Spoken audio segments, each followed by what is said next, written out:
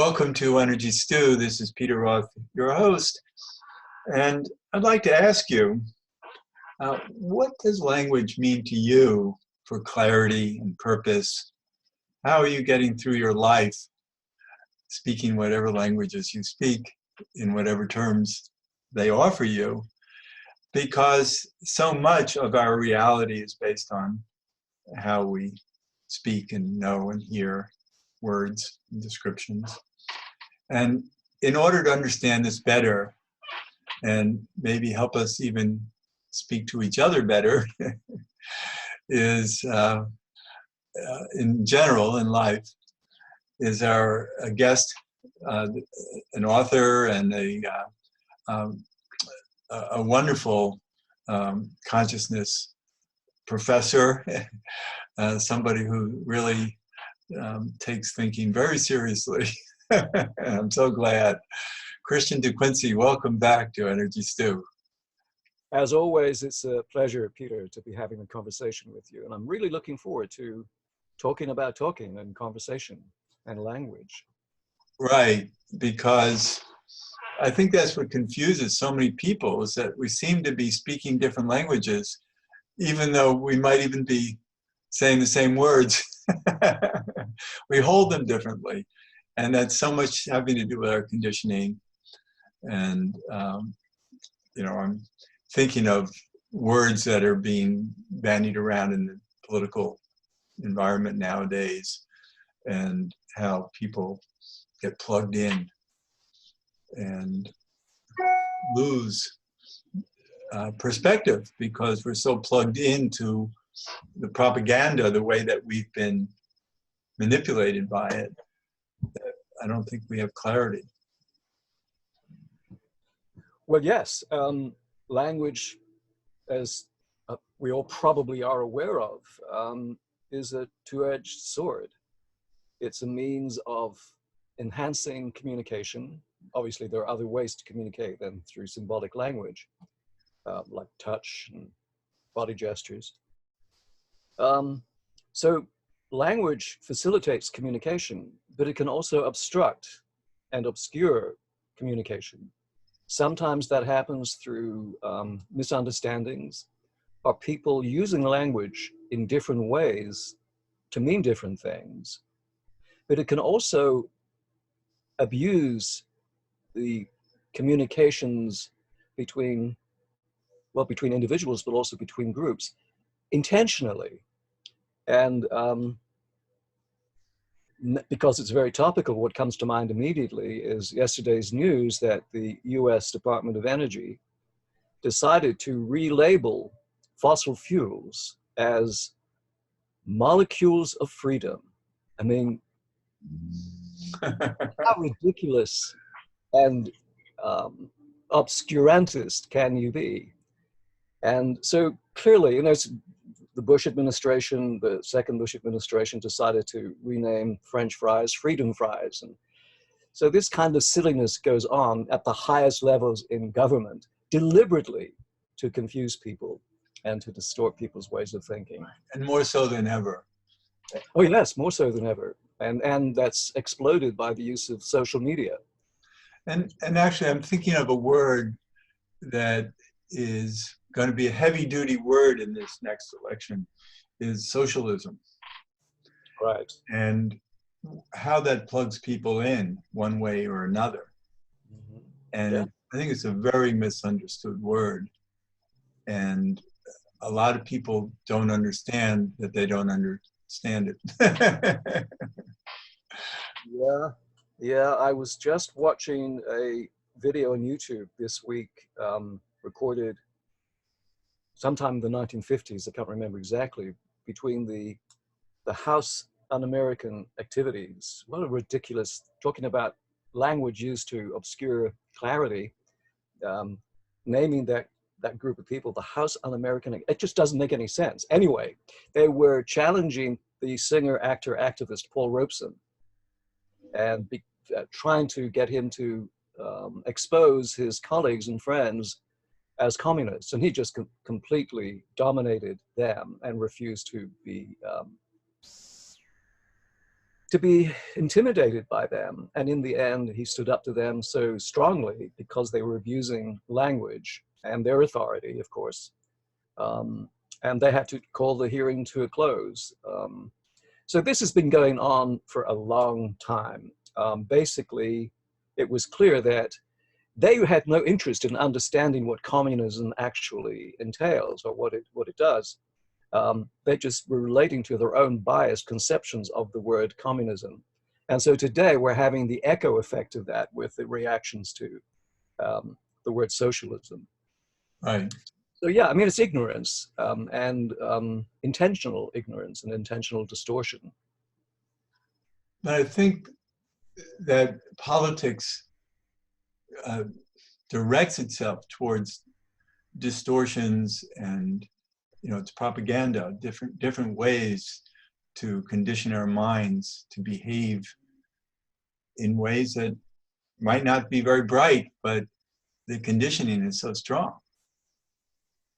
Yeah, and what is one of the current phenomena that is just bizarre to me is that it, at least through my eyes and through the language game that I'm involved in, it is absolutely clear that the current White House administration is ripping off the very people that put them into office and will continue to do so and will cover it up with more distorted language so that the people being affected by the current policies will still will still re-elect the commander-in-chief back into the Oval Office, even though it's against their own best interests. Right. But research has shown that Republicans in general hold more fear than others. And because they're so fearful, they can be more easily swayed. Right. And of course, there's a major aspect of this whole language issue that's come up in the past few years, which is the issue of fake news, again, amplified by social media. And of course, the accusation of fake news is used just as a smokescreen, as a defense against the truth coming out. But then there's a larger issue of what is the truth? Who decides what the truth is? Now, philosophically, that is not an easy question to answer if it's answerable at all. I've recently been rereading a book by the philosopher Richard Rorty called Philosophy and the Mirror of Nature.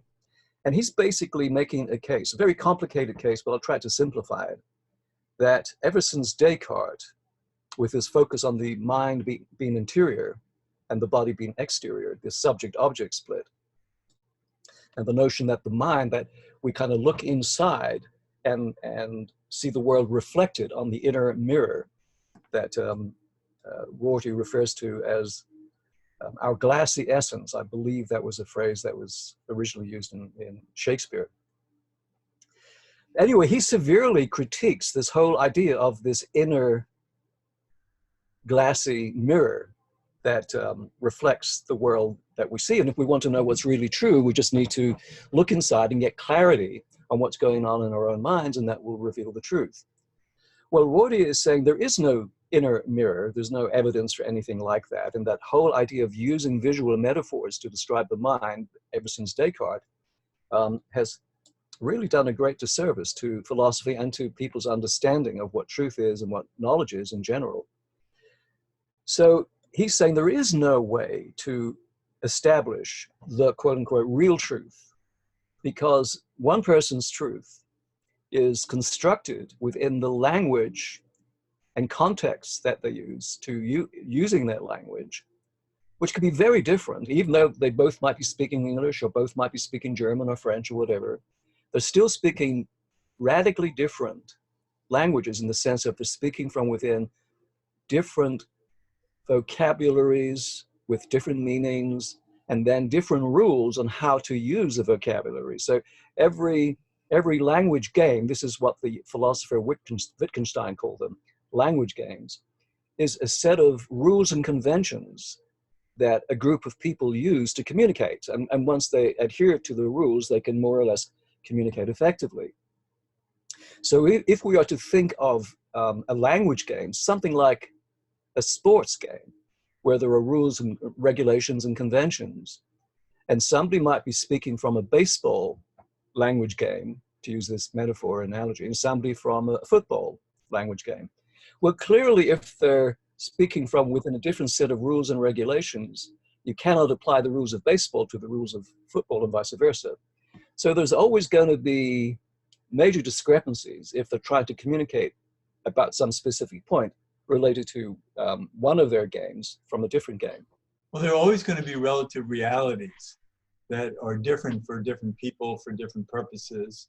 Yeah. And yet, I think of language as holding meaning, which is why that we can interpret one language into another, you know, to know that what we say in English can be said in any other language in the world, because those languages will hold the same meanings. Well, they may or they may not. And again, that depends on the language game context that those words and sentences and statements are expressed in. Right. So for example, one of the points that that philosophers of language make is that we talk about, you know, translation from French to English or between one national language and another, but there's no way, there's no external adjudicator to ever tell us, is this particular translation more accurate than some other translation? So they basically critique the whole notion of translation and replace it with interpretation. So each one of us interprets what we hear within the language game that we're accustomed to operating within. Right. My interpretation of a particular word or sentence, even though we're reading the same words and we speak the same objective language, because we're playing by different language rules, we may have very different interpretations. Now, the main point I want to make here about this is that which is what happens all the time, different people will come up with different interpretations and then base their notion of truth on their own particular interpretation. But then their notion of truth is going to be very different from somebody else's notion of truth. And here's the thing, there's no meta language game that we can appeal to adjudicate between these two different versions of truth. And so there's no way to ever decide what is true and what is false. Now, that doesn't mean there isn't some truth. It just means that any statement we make about the truth can never be objectively justified or warranted, because there's no external set of supreme court of language that we can appeal to decide. I think that it's also relative to which truths we're talking about. Some truths, I think, are more universal, and we could agree on, for instance, perhaps the sanctity of life. You know, there are certain understandings of reality that I think are more absolute, and others are very relative to our culture. Yeah, but you know, even values that seem to be, if not universally shared, but certainly widely shared, will have exceptions depending on the circumstances and the particular language game that is used. So, for example, people who are anti-abortion tend to be pro-death penalty.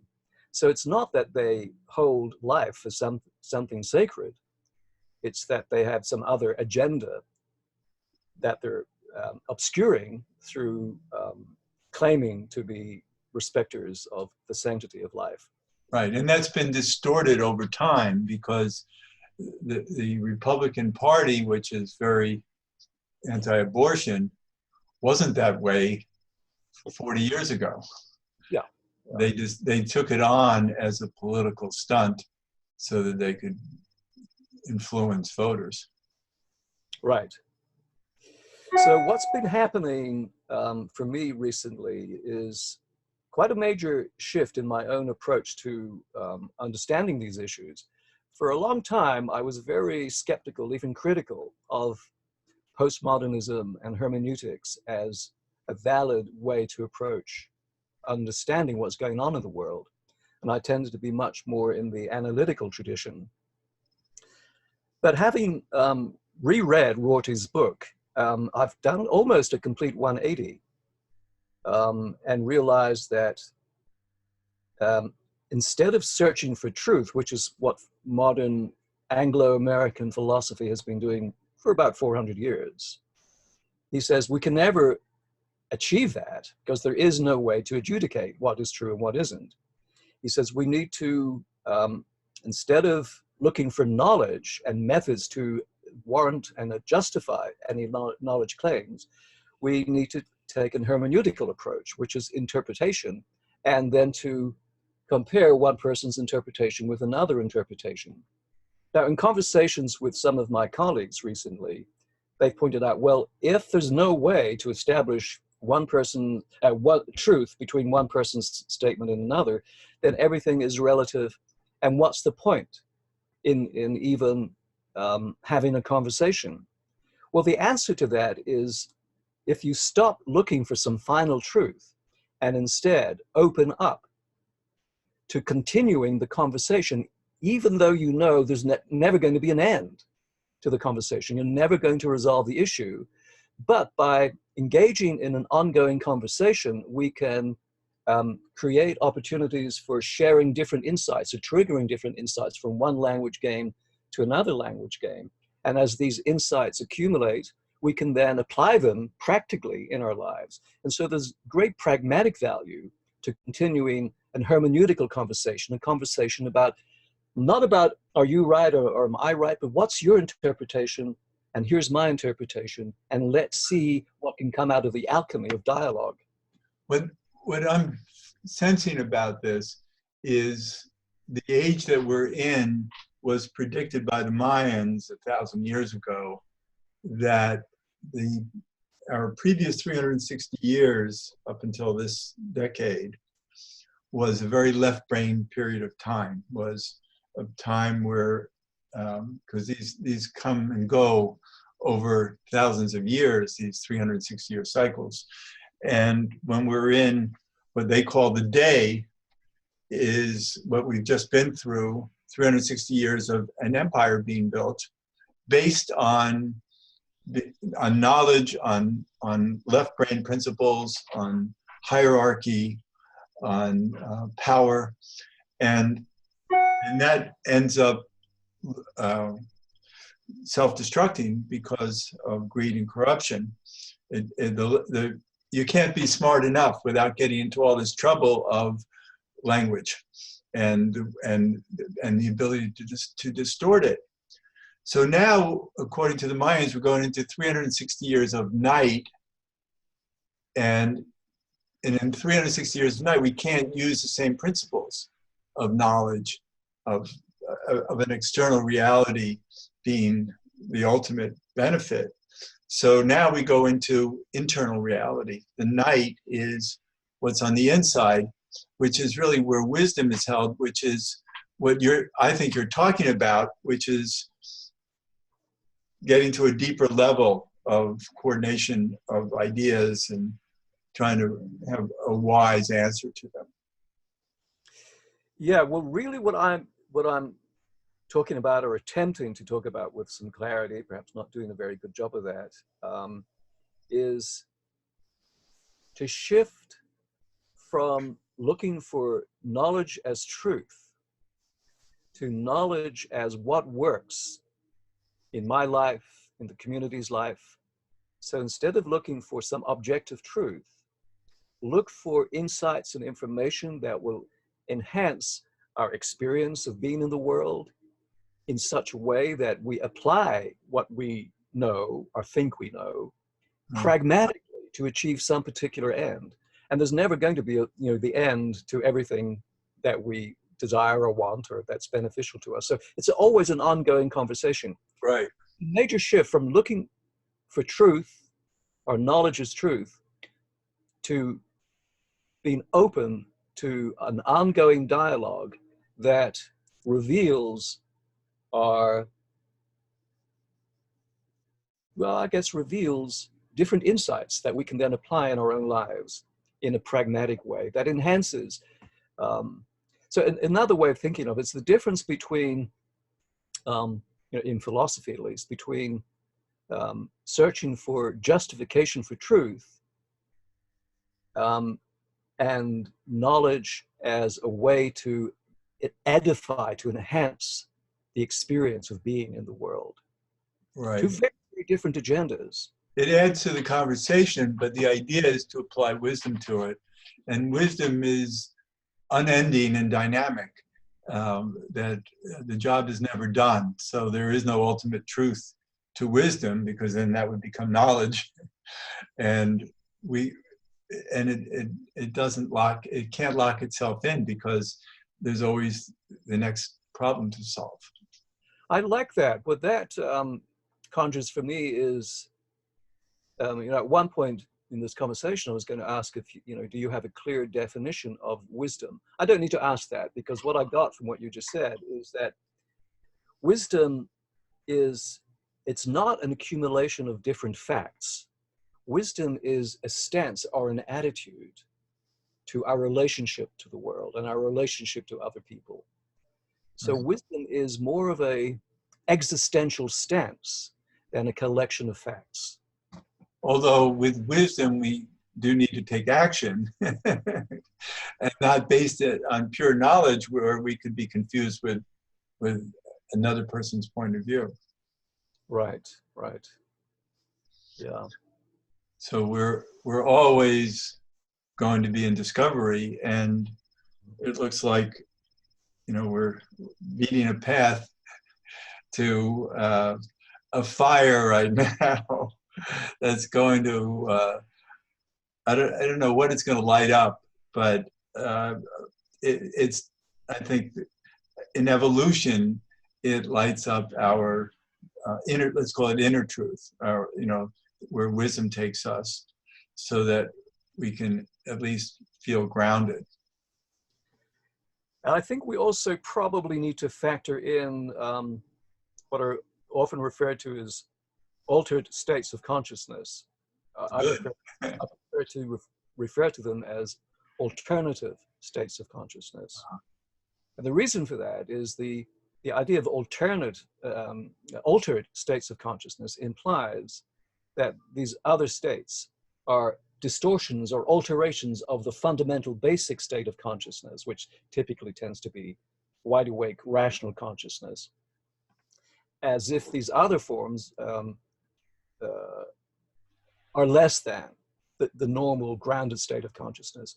If we use the phrase alternative states of consciousness, we're not privileging any particular state. We're acknowledging the fact that we can shift from one state to another. And I think part of the benefit of long-term psychospiritual practice is developing the ability to shift from one alternative to another alternative, depending on circumstances and context.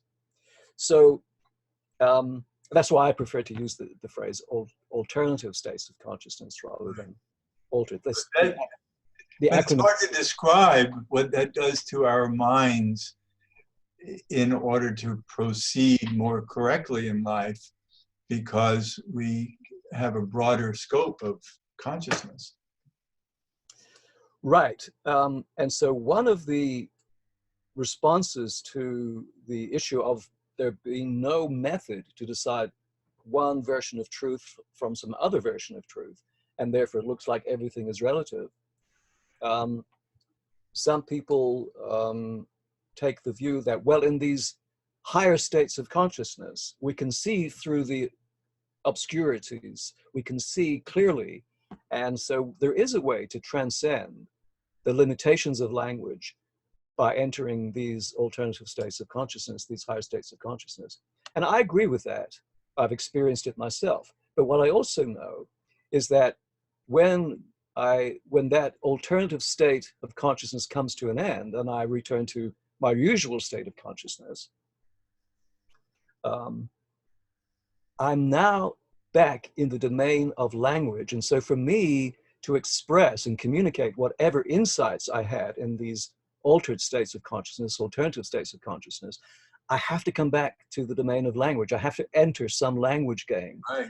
As soon as I do that, I realize the language is insufficient to communicate whatever clarity and insights I had in this alternative state of awareness. And so it's not really we can enter these states and get greater clarity, but we still have to return to the domain of language if we want to communicate the Right. experience there. So there's more to understand about this, and we're getting right close to the end of the show. Oh, and I think we can talk more in the future, because it'd be interesting to understand consciousness through the prism of expanded consciousness, of using psychotropic substances and seeing life through a different awareness. Then how do you bring it back into practical use? right. Yeah. Good. Good. We'll have some more work to do together. That's good. So thank you. Is there a website that people can go to? They can go to christiandequincey.com, and De Quincey is DeQuincey.com. Great. Christian, thanks so much for being a guest on Energy Stew again. It's always wonderful to talk with you. Thanks, Peter. And this is Peter Roth, your host of Energy Stew at prn.fm. I can be reached at peter@heartriver, HEART, or heartriver.org. I'd love to hear from you, and thanks so much for listening.